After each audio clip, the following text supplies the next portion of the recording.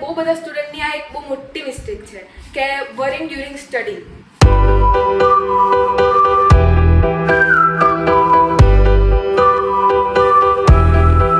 Just believe in yourself, and even if you don't, pretend that you do, and at some point you will.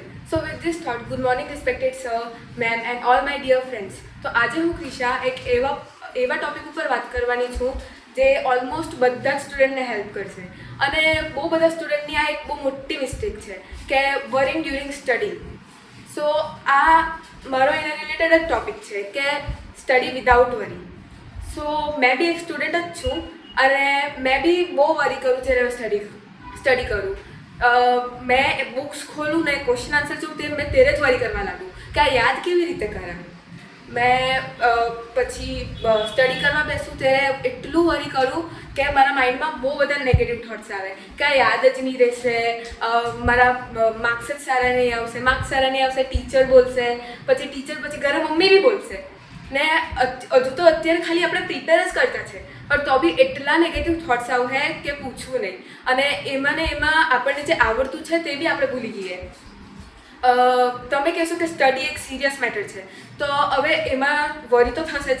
હા, study serious matter છે, but એમાં અગર આપણે બહુ વરી કરીએ તો એ આપણા માઇન્ડનું એક રોંગ માઇન્ડસેટ બનાવી દેશે કે આ યાદ જ નથી રહેવાનું, આપણને આવડશે જ નહીં, આપણાથી આ નહીં થાય, અને આનાથી તમારો કોન્ફિડન્સ લો જશે, અને આવુંમાં તમારો જે ઇન્ટરેસ્ટ છે સ્ટડીઝમાં તે પણ નહીં રહેશે. તો આવું નહીં થાય તો ત્યારે તમે સ્ટડી કરવા બેસો ત્યારે તમારા ફેવરેટ સબ્જેક્ટ્સથી સ્ટાર્ટ કરો કે જેમાં તમને કોન્ફિડન્ટ હો તમે એ સબ્જેક્ટમાં, અને જ્યારે તમે પ્રિપેર કરતાં તમારા વીક સબ્જેક્ટ પર આવો ત્યારે તમારું કોન્ફિડન્ટ બહુ ડાઉન નહીં જાય.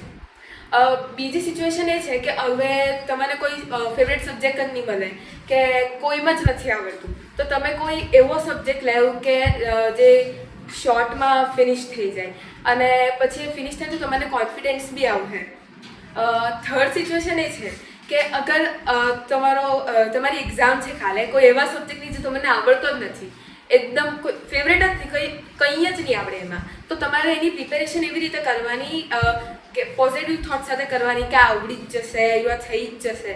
અને તમે અગર આવી રીતે કરો તો તમારી એની ઇફેક્ટ તમારા માઇન્ડ પર રહેશે અને ઇવન એક્ઝામમાં તમને હેલ્પ કરશે. મેં આજ સુધી આ જ માઇન્ડસેટથી સ્ટડી કરતી, અને લાસ્ટલી હું એમ જ કહેવા માગું છું કે study is not a part of worry. Thank you.